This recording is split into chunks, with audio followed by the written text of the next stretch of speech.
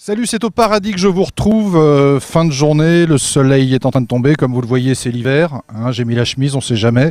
Un coup de neige. Et je suis donc à Saint-Gilles et je devais rencontrer Guillaume Waro. Il n'a pas pu venir puisque c'est Kobe Bryant qui... Bonjour Kobe. Bonjour. Les playoffs, on a été éliminés, donc je suis à La Réunion. Voilà. C'est la première fois que Kobe Bryant vient à La Réunion. Exactement. Et la ressemblance avec Guillaume Waro est en fait saisissante, quoi. Ouais, bon, on va dire un bronzage près. Un bronzage près. Ouais, c'est les pionniers ont été les Jean-Pierre Bade, Noël Vidotte. Il y a eu pas mal de... À l'époque, c'était plus rare. Aujourd'hui, grâce au travail de la formation réunionnaise et aussi du fait que la métropole s'est ouverte un peu à... Et c'est décidé de venir voir ce qui se passe ici, c'est beaucoup plus facile. Il y a beaucoup plus d'échanges et quand on sait que il y a un vivier de très bons footballeurs ici et évidemment si on nous permet d'avoir la formation nécessaire et on nous donne les moyens, on peut réussir. Donc aujourd'hui, tous les ans, il y a des jeunes qui partent là-bas et moi je sais qu'aujourd'hui j'ai réussi à faire quelque chose, j'en suis fier parce que c'était pas facile. Demain, je suis sûr que le prochain Zidane, il peut venir de chez nous. Donc, faut qu'on soit sûr de nous, confiant, humble, et puis voilà, y aller avec le mental, parce que c'est ce qui a fait défaut aussi. Une fois qu'on est là-bas, on se rend pas compte, on est tout seul.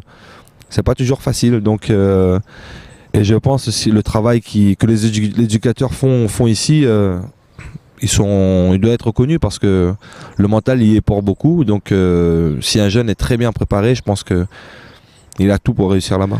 Après, c'est vrai que cet événement qui a été mis en place depuis quelques temps, nous en tout cas on l'apprécie parce que déjà d'une, ça nous permet de se retrouver et puis de faire du foot devant notre public. On a toujours, le premier match en équipe première que j'ai fait avec Saint-Pierre à Michel Volnay devant le public, c'était l'un des rêves que je voulais réaliser absolument.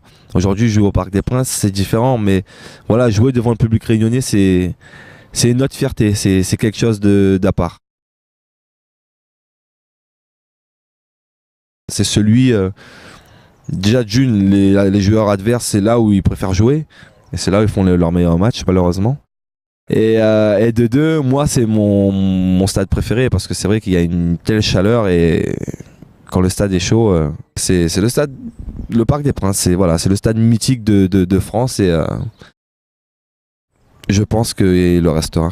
Faudra pas l'oublier, c'est vrai que l'argent facilite certaines choses, mais voilà, on a des objectifs sur du long terme.